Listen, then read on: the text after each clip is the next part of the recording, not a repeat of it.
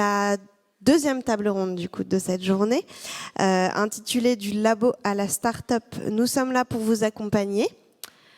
Donc pendant 45 minutes va être discutée cette question et donc j'appelle tous les intervenants à monter sur scène après avoir pris un micro. Donc Pierre-Alain Truand, délégué innovation de BPI France. Vous pouvez monter sur scène.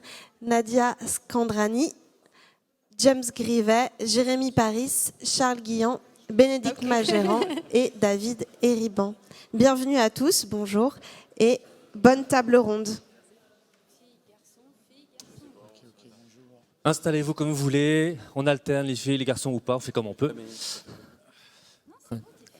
C'est tout bon, tout le monde est installé. Alors, je vous le dis tout de suite, on a un enjeu important à relever, tous ensemble. C'est de maintenir une attention, une énergie dans l'audience, parce que c'est quasiment l'heure de l'apéro. Donc, voilà, je sais que ça commence à travailler chez certains. Merci d'avoir accepté de participer à cette table ronde. J'aurai le titre, c'est important, du labo à la start-up. Nous sommes là pour vous accompagner. Alors, j'ai communiqué avec vous. Je vous ai proposé de vous lancer dans un petit exercice, très simple a priori, mais peut-être pas tant que ça. C'est de présenter chacun votre activité en seulement 10 mots. Voilà, en seulement 10 mots. James, il sourit, il s'est dit « Oups, j'ai oublié de faire mes devoirs. » Qui veut se lancer? Oula, tout le monde se regarde. Tout le monde me regarde, à côté. J'y vais. Non. Alors, Jérémy. Allez, Jérémy. C'est parti. Somme, c'est une société qui est experte dans la conception et la fabrication de nanoparticules. Tout le monde a compté? On y est presque. Bonjour à tous, moi c'est Nadia Scandrani, donc je suis CEO cofondatrice de Tissu Aegis et nous on développe des dispositifs médicaux pour le transport et la conservation des greffons humains. Voilà. Presque. Charles. Allez, je prends la suite. Donc Charles Guillan, président et cofondateur de Novasol Expert. Donc en 10 mots, Novasol Expert, je dirais la microbiologie des sols au service de la transition agroécologique. Ça doit faire 10. Pas mal. On est pas mal. T'as le temps de réviser en attendant. Vas-y, James. Et donc James, donc je dirige une start-up qui s'appelle WeTeam, qui est une application web qui permet de bâtir un jumeau numérique en format ouvert et le partager à un plus grand nombre. On compte pas les articles ni les verbes. Alors, puisque tu comptes les mots, Bénédicte, on va t'écouter. À ton tour. DKBFC, incubateur, accompagne au changement du porteur, du projet, avec un réseau d'acteurs pour une optimisation du financement. Là, c'est travaillé.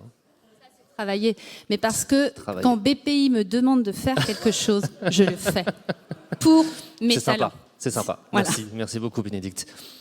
Alors, entre nous, on va faire un focus sur les outils qui vous ont servi sur 2 plans. D'une part, l'accompagnement, on va parler de coaching par exemple, et d'autre part, les outils de financement. On va vraiment se focaliser sur ces 2 points-là. Et puis, en deuxième plateau de table ronde, on accueillera, il est par là-bas, David Hériban de Percipio. N'ayez pas peur, ne le cherchez pas sur le plateau, il n'est pas là pour l'instant. Il viendra juste après. Donc, en quelques mots, quelles seraient pour chacun des étapes clés sur l'accompagnement que vous avez pu obtenir de la part de l'écosystème, et puis éventuellement donc les financements, les outils de financement qui y sont associés. Nadia. Alors, moi, je dirais incubateur, BPI France, et puis tous les réseaux locaux, par exemple Réseau Entreprendre, enfin ce genre de réseau France, j'ai oublié comment ça s'appelait, mais Initiative France, qui est aussi présente dans les régions, mais c'est surtout BPI France. franchement. C'est pas puis- parce que je suis là, faut le dire. Non, non, non, non. D'accord. Bon. Non, non, c'est vraiment grâce à BPI. En tout cas, moi, mon projet, j'ai beaucoup été aidé financièrement. Et bien sûr, j'ai passé aussi par un incubateur qui donne un label pour après, pour faire la suite des demandes de financement. Mais puis, bien sûr, pour la Deep Tech, il y a les concours. Donc, il y a ELAB, il y a les concours d'innovation. Mais je dirais, franchement, c'est BPI. Donc, et puis, on a la chance dans les régions d'avoir BPI qui est accessible. Ce qui n'est pas le cas dans les grandes villes. Enfin, moi, j'habite à Paris, donc, voilà. On peut pas. Enfin, je vois les startups là-bas, ils peuvent pas avoir accès à leur chargé d'affaires, même physiquement, certains ne le connaissent pas. Donc, privilégier BPI, et puis ils sont très ouverts pour expliquer, pour voilà. Bien sûr, en parallèle, je dirais l'incubateur. Donc, moi, quand je suis sortie peut-être on parlera de nos parcours après, mais université, incubateur et BPI France. Donc voilà. Est-ce que chacun vous reconnaissez dans les différents accompagnateurs qui ont été cités? Je mets BPI France de côté, on a compris. Mais incubateur, les réseaux entreprendre, réseau initiative, James? Ouais, mais je vais ajouter quelque chose, parce que quand vous prenez un projet qui est en phase de maturation au niveau d'une SAT, ce qui était important pour moi, ça a été le business developer côté SAT, parce que qui fait le lien aussi, ça permet d'itérer. En fait, il faut avoir un interlocuteur avec le projet R&D. Donc ça, c'est le premier interlocuteur. Ensuite, l'incubateur, parce qu'il y a tout le montage d'une création d'une société. Ça a des frais juridiques, il y a toute une logistique qui est important. Avant même de parler de BPI, donc il y a la création d'entreprise, donc l'incubation là-dessus, pour moi, c'est clé. Et après, un autre dispositif que j'ai même utilisé avant BPI, c'est la région pour les recrutements. Parce que quand vous faites appel à des personnes qui sont dans un programme de maturation, vous avez des salariés qui après vont être basculés dans la start-up et vous n'avez même pas encore, entre guillemets, on est en train de finaliser la négociation avec la SAT. Donc là-dessus, j'ai fait appel à un dispositif qui est l'aide au recrutement de cadres, qui m'a permis déjà d'amortir mes 2 premiers salariés, plus mon thésard aussi qui démarrait en décembre. Donc vous voyez, donc, le côté RH, il y a des dispositifs qui existent pour lancer la start-up. Et évidemment, après, j'ai fait appel à Bourse French Tech BPI, qui permet de lancer la machine. Donc la région, Bourse French Tech, les banques, etc. Après, tous les dispositifs. Et réseau entreprendre et initiatives aussi qui arrivent à des étapes clés aussi au moment de la création. Voilà, en complément. Jérémy, même chose. Le parcours, là, tu le reconnais? Je le reconnais, oui, mais je dirais que moi, c'était même avant, pendant la thèse, puisque j'ai fait une thèse jeune chercheur entrepreneur, donc ça, c'est important. Et il y a aussi les agences consulaires, on les oublie, mais les chambres de métiers et les chambres de commerce qui proposent aussi des stages à la création d'entreprise. Donc même avant de rejoindre l'incubateur, j'avais fait un stage à la création d'entreprise à la chambre de métiers. Mon associé l'avait fait à la CCI. Donc c'est important aussi, les agences consulaires. Il y a aussi une grosse agence qu'on oublie, mais c'est Pôle emploi, qui finance beaucoup les entrepreneurs, il ne faut pas oublier. Il y a l'ARS, il y a l'ACRE, et ça aide aussi, avant même de créer la start-up, et d'aller voir BPI, les incubateurs et les accélérateurs derrière, comme le PMT ou les docs numériques. Même chose pour toi? Alors j'imagine, mais tu peux dire le contraire. Alors, en partie, moi je suis pas passé par BPI, et voilà, on s'est jamais rencontrés, donc tant mieux, c'est fait aujourd'hui. Donc quoi, je suis pas rancunier. Tu es C'est là. vrai. Non, c'est vrai. Voilà. Non, mais un parcours un peu comme Nadia ou alors Jérémy, un parcours universitaire. Après, moi, j'ai pas eu la chance de faire une thèse JCE parce que ça a été refusé. Mais je veux souligner dans l'accompagnement, donc je suis passé par le DK aussi, donc l'intérêt des incubateurs et derrière les financements en région et Dijon Métropole aussi, donc l'intérêt aussi pour nous, il y a ça. Et un autre côté, nous, c'est le mode recherche, parce que alors, moi, j'émane d'un institut de recherche de l'INRAE. Tout le pan recherche aussi qui nous a soutenus, c'est les services juridiques de l'INRA, ça reste une institution. Il y a une filiale qui s'appelle INRAE Transfert, donc qui nous a aidés sur la propriété intellectuelle notamment et la propriété industrielle. À caler tout ça avec des chercheurs, on travaille avec des chercheurs, donc c'est Marina qui le soulignait, nous il y a des concours scientifiques, donc les chercheurs peuvent avoir un cumul d'activités, et sans cet écosystème qui associe à la fois plutôt au monde de l'entrepreneuriat avec le DK, avec des structures comme BPI, mais il y a aussi le monde de la recherche, qui est peut-être porté par la SAT parfois. Nous c'est vrai qu'on n'a pas pris le circuit SAT, mais voilà, c'est tout ça qui fait qu'on arrive à créer de façon un petit peu, alors sans dire autonome, parce que ça reste des hommes et des femmes qui nous accompagnent, mais voilà, de manière plus sereine.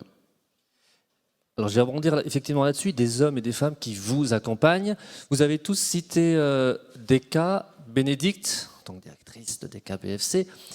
J'aimerais que tu puisses nous dire comment ça fonctionne au sein de DK et notamment les hommes et les femmes qui accompagnent tous les start-upers et start-upeuses? Alors, ils seraient mieux placés que moi pour parler d'eux-mêmes, mais déjà, ADK BFC, c'est une vraie aventure humaine, parce que on l'a compris tout à l'heure, les chercheurs que vous êtes, les scientifiques que vous êtes, sortent de leur zone de confort lorsqu'ils arrivent à ADK BFC. Et il y a une phrase que j'ai retenue, c'est l'accompagnement au changement. Parce que vous allez être là pour vous transformer en chef d'entreprise, transformer votre projet scientifique en entreprise, en start-up.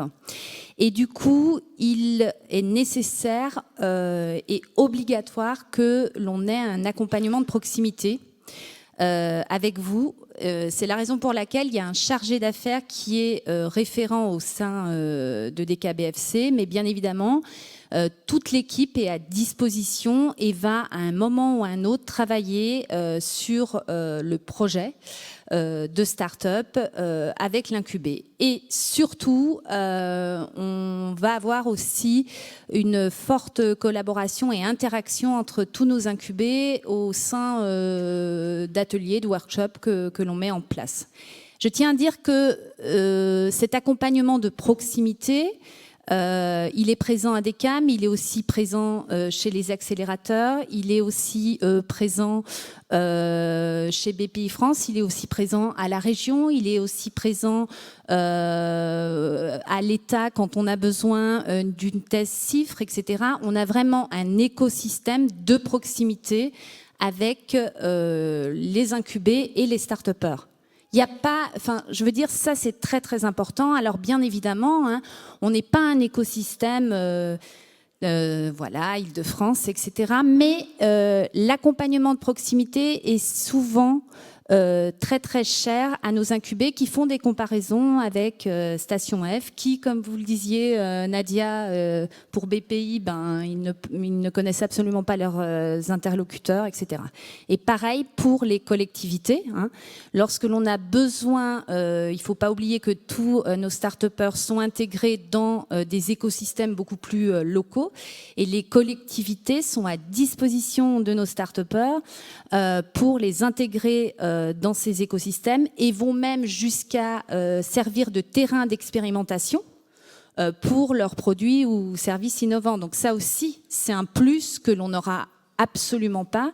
J'espère que M. Fournier n'est plus là, mais qu'on n'aura absolument pas finalement en Île-de-France, etc. Donc voilà. Merci Bénédicte. Alors la question à vous tous, c'est quels outils vous retenez finalement de votre passage au sein de DK? Ce serait quoi? S'il y en avait un ou deux peut-être qui vous a vraiment marqué, qui vous a dit ok, ça m'a énormément servi. Ça peut être un outil d'accompagnement ou un outil financier aussi. Hein. Charles? J'aurais dit Bénédicte, mais bon, ça c'est entre nous. Non, mais c'est... Ça ne doit pas être personnel. Non. Tu ne leur dis pas que je t'ai fait un chèque avant? Non, mais c'est l'accompagnement. Alors vraiment l'accompagnement, un outil étant d'une formation scientifique, on n'a pas cette culture de l'entrepreneuriat et ça a été souligné lors de la première table ronde. C'est ce changement de statut en fait. On passe d'un chercheur qui travaille dans une équipe de recherche à un chef d'entreprise, et Marina l'a souligné. Après, on a d'autres problématiques d'argent, de RH qui arrivent et qu'on connaissait pas forcément. On a déjà du mal à gérer sa propre administration personnelle, donc la professionnelle encore plus. Et c'est voilà, il y a les ateliers, il y a la formation, mais il y a l'accompagnement qui vous permet de sortir de cette zone de confort. J'ai pas forcément d'outils financiers puisque bon, on a quand même une subvention, et on remercie DK et derrière la région et Dijon Métropole, mais voilà, il y a eu, nous c'était le full package qu'on voulait, c'était pas juste une subvention. On a passé 2 ans tous les jours au DK, je pense qu'à un moment, pendant le Covid, on était seul. James, je l'ai jamais trop vu. Parce que je suis à Besançon, c'est pour ça. Ah, c'est pour ça. Non, mais voilà, c'était en fait une aventure qui commençait grâce au DK. Moi, c'est plutôt ça que je retiens, et ça a été pour nous le déclencheur, en fait, le passage du mode recherche au mode entrepreneuriat. Et c'est vrai que sans le DK, ça n'aurait pas été possible de le faire aussi bien et voire aussi rapidement. James, aussi. Je vais rajouter les bureaux. Hein. Les bureaux, c'est un élément qui n'est pas du tout simple. Hein. Et donc, moi, j'ai eu de la chance d'avoir des bureaux. Alors, même pendant la période Covid, c'était triste parce que j'ai des développeurs qui ont pu accéder au bureau, puis finalement repartir avec le Covid, revenir. Donc on n'a pas utilisé à 100%, mais donc j'ai même eu la chance d'avoir 2 bureaux parce qu'à un moment on avait pas mal d'effectifs. Donc ça c'est top. Puis après le fait qu'on ait aussi organisé notre feuille de route sur les subventions, c'est important. Hein. C'est pas juste se dire allez j'ai 20 000 euros puis après on fait ce qu'on veut, mais ça a permis de driver en fait, de donner des priorités. Et ça m'a pas mal aidé sur des conférences aussi parce que participer à des conférences quand vous êtes une start-up au début, ça coûte cher. Donc et sur la partie juridique, alors là, c'était aussi super important. Donc voilà, donc le côté feuille de route, bureau, puis le côté financier, évidemment. Et Jérémy, alors, de ton côté? Pareil, même constat, c'était vraiment le changement chercheur à vraiment être entrepreneur, chef d'entreprise. On n'est plus dans son labo, on est dans son entreprise. Et qu'est-ce qu'a fait Deka en particulier? Tu peux me le dire, on est entre nous. Qui t'a vraiment servi? Et est-ce qu'il y a un moment où tu t'es dit ça, c'est top? C'est l'accompagnement, c'est le tout en fait. C'est pas juste un outil ou 2 outils, c'est les personnes, c'est une compréhension de son marché. Dire si une entreprise gagne pas d'argent, elle coule. Concrètement, le but c'est de créer de la valeur et faire vivre la société. Et c'est prendre cet aspect-là que quand on est dans un laboratoire, l'aspect économique on l'a pas. Hein. On a l'argent, on l'utilise. Mais dans une entreprise, c'est son argent déjà qu'on met en premier. Après, il y a l'argent, bien sûr, de BPI, les bourses French Tech, tout ça. Mais c'est vraiment se concentrer sur le fait qu'on est chef d'entreprise et plus chercheur. Alors, on va y venir. Tu parles, James, de feuille de route, des accompagnements financiers. Nadia, tu en as cité quelques-uns tout à l'heure. Pour toi, c'est quoi la feuille de route, justement, sur le plan des outils financiers? Qu'est-ce que tu as mis en œuvre successivement pour arriver là où tu es aujourd'hui? Moi, j'ai commencé par une bourse French Tech. Je l'ai eu anti-création, donc je l'ai eu sur mon compte personnel. Donc c'est quelque chose qui est assez particulier, je dirais, chez BPI, qui m'a permis de financer des prestations pour la création juridique ou faisabilité, etc. J'ai eu aussi l'enveloppe de l'incubateur. Donc, pour la question de tout à l'heure, c'est un accompagnement complet, les ateliers. Moi, j'ai eu la chance d'avoir mon avocat, mon expert comptable, tout ça, qui participait aux ateliers. Donc, et après, nous, on est sur une problématique très, très deep tech, donc on a vraiment besoin de beaucoup d'argent. Donc, on a eu e-Lab, on a eu le concours e-Lab, et après, on a eu la région. C'est vrai que j'ai pas cité tout à l'heure, mais j'ai eu un emprunt, une avance remboursable de la région. Puis adossé à une levée de fonds. Donc après, c'est le parcours classique d'une start-up, une première levée de fonds. French Tech Seed, j'ai tout eu en fait des BPI. Donc pour donner un ordre d'idée qui étonne beaucoup, par exemple quand je discute à l'étranger avec des Américains ou même des Européens, moi j'ai levé 350 000 euros et ça m'a permis d'avoir à peu près 1 million de non dilutifs, ce qui est génial. Donc, c'est vraiment un pays où on peut créer des startups. Bon, je vais être un petit peu négative. Le seul bémol, c'est qu'on manque de fonds d'investissement qui prennent le risque sur la vallée de la mort, ce qu'on appelle. Moi, là où j'en suis en plein, donc je cherche la deuxième levée de fonds pour financer la partie industrialisation. Donc, ce qui n'est pas évident en deep tech, c'est ça, c'est de trouver tout l'argent, mais on commence par quelque chose de assez bien en France avec tous les financements que j'ai cités. Donc, pour commencer, c'est top. Après, je pense qu'il faut y aller sur les fonds d'investissement et les réseaux comme les incubateurs ou BPI ou même les conférences, ça peut être intéressant parce que ça vous permet de vous mettre en relation avec des investisseurs. Donc, voilà. Et donc, 350 000 pour au final lever 1 million. Ouais. C'est ça. Et tu inclus, j'imagine, peut-être des prêts d'honneur dedans? Non, j'ai pas eu en fait des prêts d'honneur, mais oui, on a eu une réponse négative de. Bon, c'est pas grave. Ça Sur arrive. 5, on a eu j'ai eu 200 de la région, 200 de la banque, 250 de French Tech Seed en OC. J'ai eu 290 de e-Lab. Et après, Covid, ça nous a ralenti, mais on a eu aussi des PGE, donc, des pré-rebonds. Je pense que toutes les startups savent de quoi je parle. Donc voilà, ça nous a vraiment permis de tenir le coup et d'avancer surtout sur le développement. Maintenant, il faut mettre le turbo pour avoir un bon fonds d'investissement qui nous accompagne, parce que je pense que c'est ça qui permettra d'accélérer le développement de la technologie. Donc, voilà. Charles, même chose. 300 000, 1 million. Absolument plus, pas. Moins. Absolument pas. Alors nous, c'est vrai que moi je vais être l'exemple qui confirme la règle, le contre-exemple plutôt. Nous, on n'a pas fait de levée de fonds. On avait la chance d'avoir quelque chose alors qui est considéré deep tech, mais qui était opérationnel, et c'était plutôt qui servait à des chercheurs, pour des chercheurs. Ça fait des belles publications, des beaux ouvrages. Mais dans le cadre de sciences participatives, on a vu qu'il y avait l'intérêt de le déployer, de le rendre disponible à plus d'utilisateurs. Et ça a été ça, nous, le catalyseur pour créer Novasol. Et en fait, on avait des clients, on avait de la demande, donc en fait, c'était le time to market, on y allait.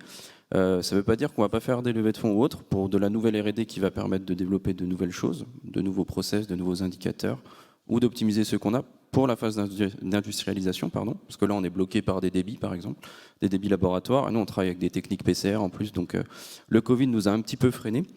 Mais voilà, donc non, on n'a pas fait de levée de fonds, on n'a pas eu de grands prêts, on a fait marcher des petits dispositifs entre guillemets qui sont très intéressants, hein. La subvention des cas, les prêts d'honneur, prêts bancaires, mais voilà, on n'a pas eu de dilution de capital au début, donc pour le moment ça marche. On a plutôt fait ça comme une boulangerie, même si c'est peut-être un mauvais exemple, mais voilà, on a de la trésorerie, on recrute des gens chaque année, ça fonctionne comme ça pour le moment, donc tant mieux pour nous, et après on garde en tête quand même les dispositifs économiques à les stimuler pour justement accélérer cette R&D. Il y a toujours cette idée de... Alors il y a l'intensité de la R&D, puis il y a la fréquence, quoi. Si on veut l'accélérer, des fois il faut un coup de pouce. Et ce qu'on va mettre 5 ans à développer, d'autres qui vont lever des sous vont mettre seulement 1 an. Donc pour moi, c'est l'intérêt d'aller peut-être se rapprocher de BPI ou d'autres structures comme ça. La prochaine étape, pour toi, sur le plan financier, j'entends, c'est quoi? C'est lever des fonds? Quel montant? Pas forcément, ça peut. Alors après, nous, il y a différents dispositifs. On vient de la recherche, donc on aime bien des projets, voilà, des financements, je veux dire type CASDAR, des financements France Agrimaire, même si c'est le même guichet. Voilà, ça peut être des premiers projets de R&D comme ça, ou alors se tourner vers des levées de fonds. Et là, nous, c'est plutôt des projets sur, voilà, c'est 2 millions d'euros entre guillemets. Donc c'est des choses qu'on peut aller stimuler assez rapidement. Alors même si une levée de fonds, ça se prépare et ça prend du temps, ça fera partie de nos directives 2023 et 2024 en tout cas. Donc Jérémy, ce parcours, pareil, tu l'as expérimenté, tu l'expérimentes encore aujourd'hui? Oui, la même chose.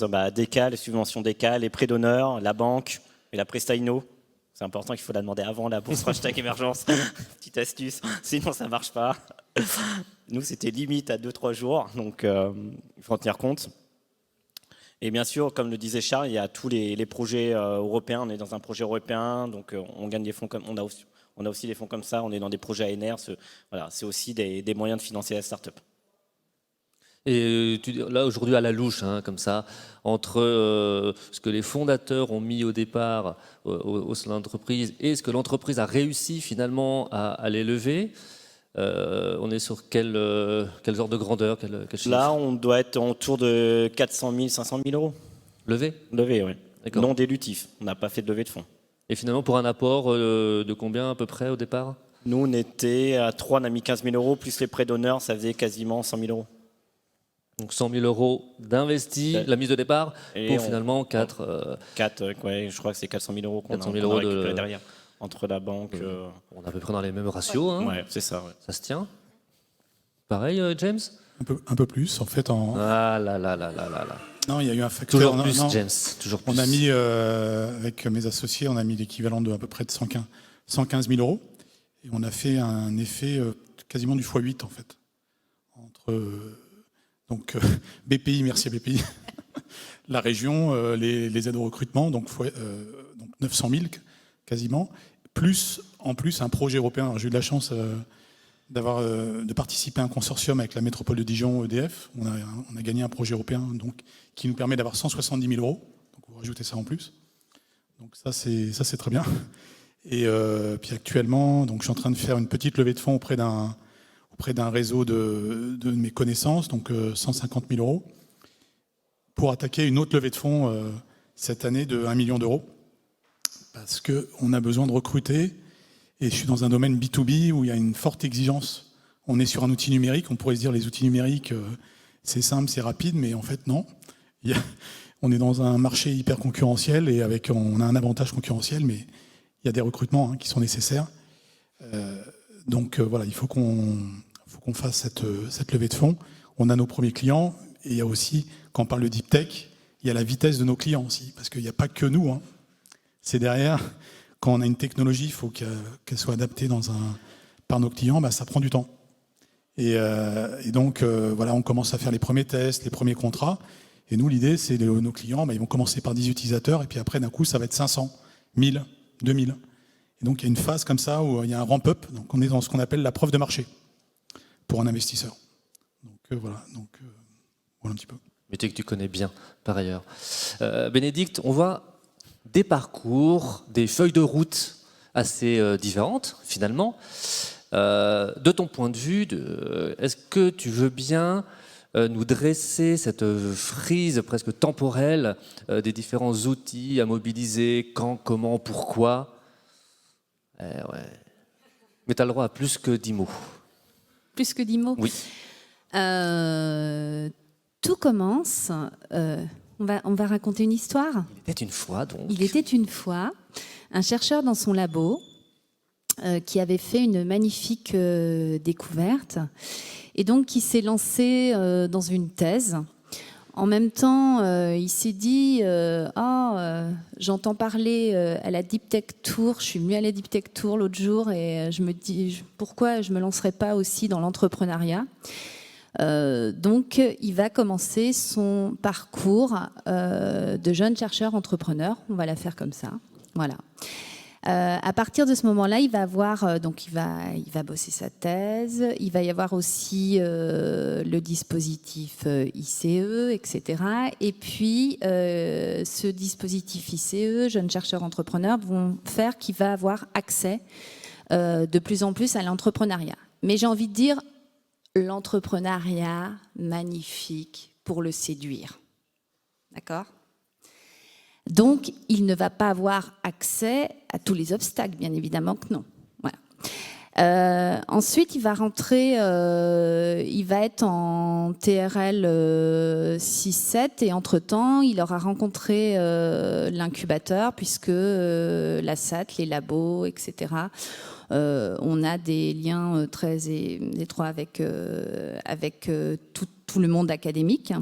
Et puis, il va commencer une phase de pré-incubation. Et lors de cette phase de pré-incubation, comme le disait Nadia, il y a une possibilité tout de même qu'on commence parfois, à avoir une bourse, parfois. Moi, j'aime pas trop, mais bon. French Tech, voilà. Ensuite, il va rentrer à l'incubateur. Sur la personne physique. Comment ? Sur la personne. Sur la personne physique, voilà. Et puis, il y a certaines collectivités qui mettent en place aussi des subventions, 4-5 000, pour commencer un petit peu à faire quelques études et tout ça. Il faut aussi le spécifier, mais je ne vais pas dire tout ce que font les collectivités en plus, parce que... Ouais. Il va rentrer à l'incubateur devant un comité de sélection qui est composé de tous les acteurs de l'écosystème. Donc c'est finalement la première fois où il va avoir tous les acteurs de l'écosystème autour de la table et aussi des chefs d'entreprise. Ils vont lui dire une feuille de route et alors là, il va commencer petit à petit à travailler sur son marché, sur sa pays qui est très importante, sur son business plan et avant sur son business model. Et au fur et à mesure, il va comprendre que le financement est très important et il va comprendre qu'il faut toujours demander la Presta Inno avant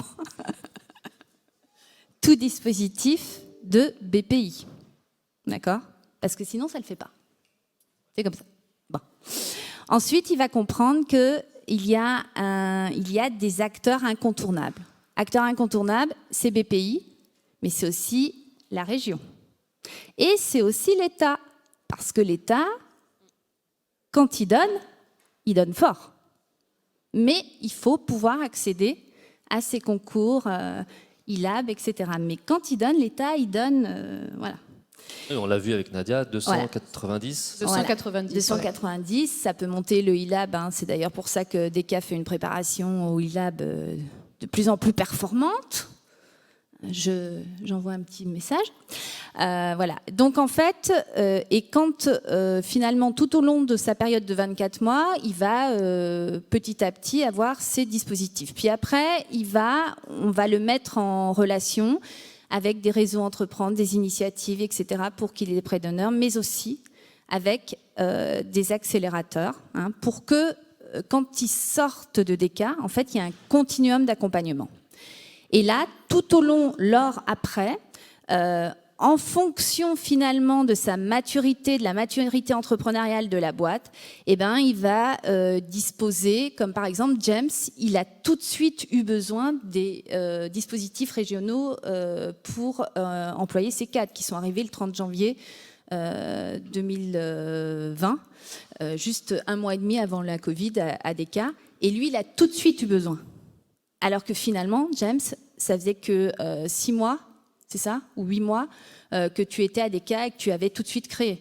Mais pourquoi ? Parce que James, ce qu'il a oublié de dire, c'est qu'il est associé à Christophe Nicole. Christophe Nicole, c'est un directeur de labo, un chercheur d'excellence.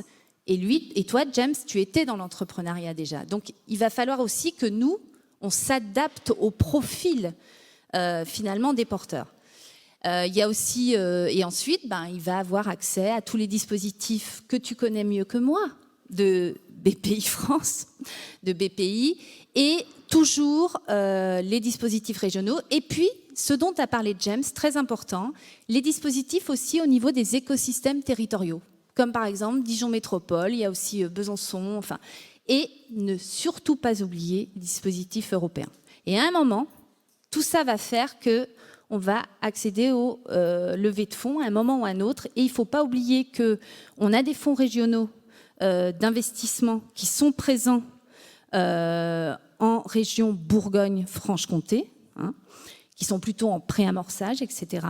Et ensuite, eh bien, il faut qu'on travaille tous ensemble parce qu'on sait très bien qu'il faut qu'on attire de plus en plus les fonds, mais on voit qu'on a des résultats qui sont prometteurs et je remercie mes ex-incubés en tous les cas, les incubés de DK, les talents de DK qui ont su prendre leur bâton de pèlerin pour aller chercher de l'argent dans les fonds, d'accord ? Ça, ce sont des exemples qui veulent dire que c'est eux qui le font. Ok, on est tous les acteurs autour, on les aide, mais c'est eux avant tout les chefs d'entreprise.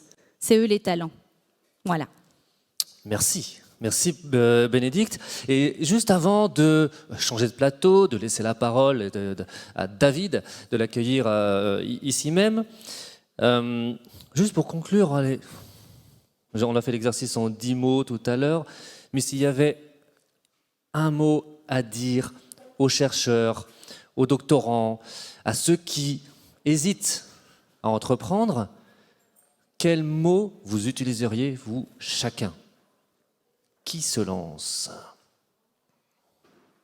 Je te regarde avec insistance, Jérémy. Je sais que tu évites mon regard, mais je te regarde. J'essaye, en tout cas. Je dirais isolé. Ne pas rester isolé. Ah oui, parce que... Ça, c'est important. Voilà, il y a beaucoup de...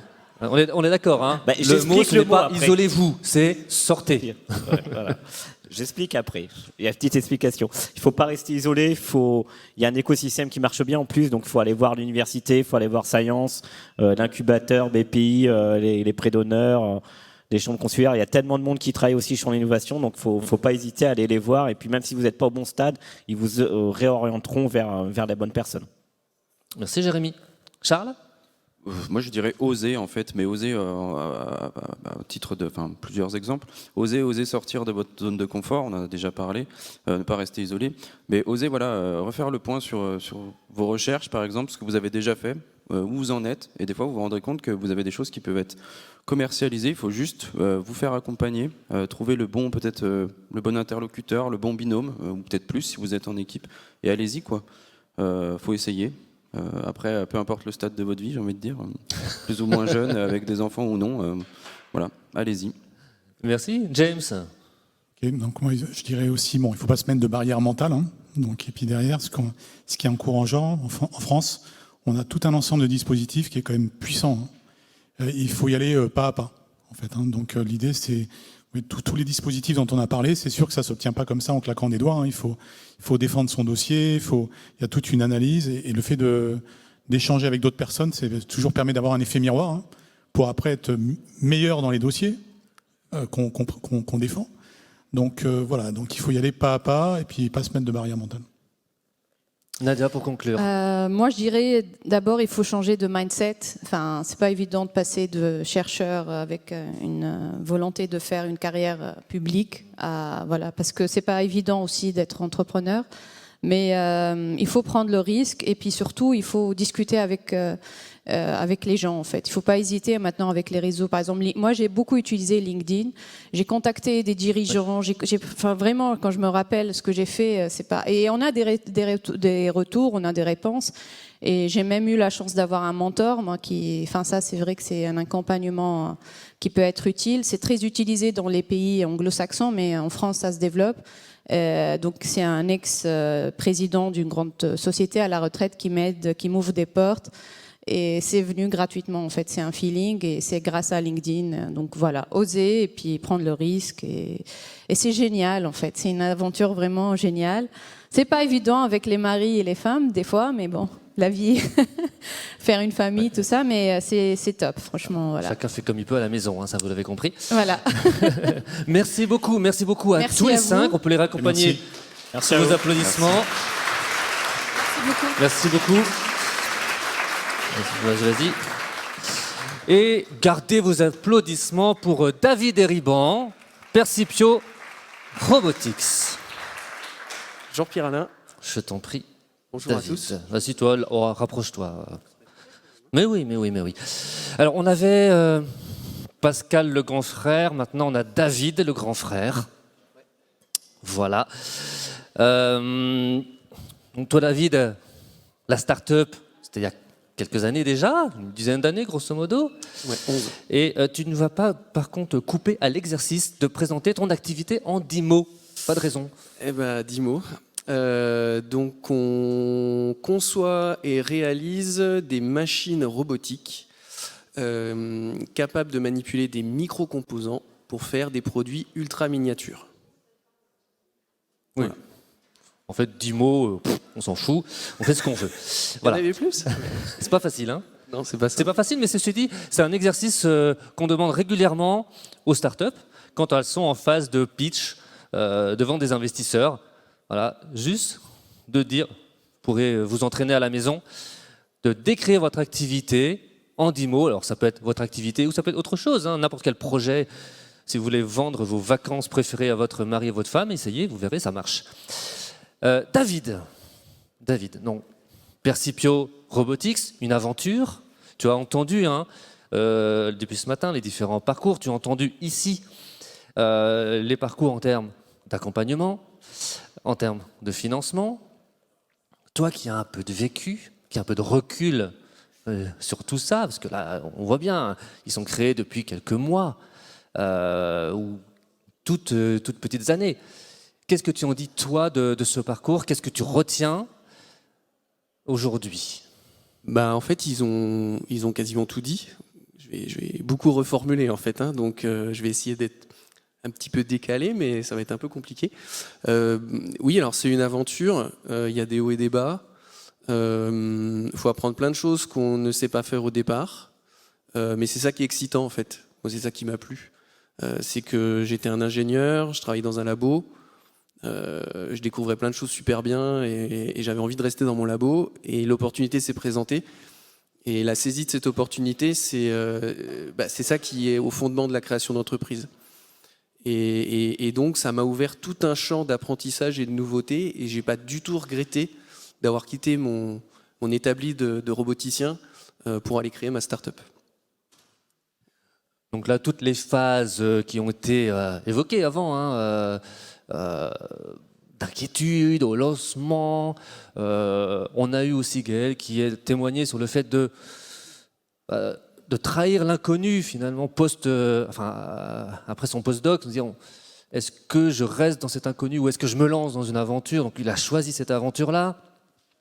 On a vu des parcours financiers, ça a été très bien décrit. Ici, avec toutes les différentes étapes. Voilà, ça, tu te reconnais aussi là-dedans. C'est ce que tu as vécu. Tu l'as vécu comment, d'ailleurs, toute cette phase-là? Oui, alors je l'ai vécu comme un toboggan dans une piscine. Un peu, si tu veux. C'est bien. En gros, tu Ça glisse, grimpes. quoi. Voilà, tu te mets devant, tu te dis bon, le truc part en fait sur le côté. On se dit bon bah allez, je vais y aller et puis je vais voir ce que ça donne quoi. De toute façon, faut se lancer quoi. On se lance et puis après bah on part dans l'inconnu, mais en même temps on contrôle quand même un petit peu ce qu'on fait, heureusement. et puis de temps en temps ça va vite. De temps en temps il faut un petit peu pousser pour que ça avance. Mais il faut garder le cap quoi. Faut rester dans le tube, faut éviter de sortir ou de s'arrêter complètement. Et ça se fait par cycle. C'est-à-dire qu'au bout d'un moment, on plonge dans l'eau, ça y est, c'est fini, on a fait le toboggan.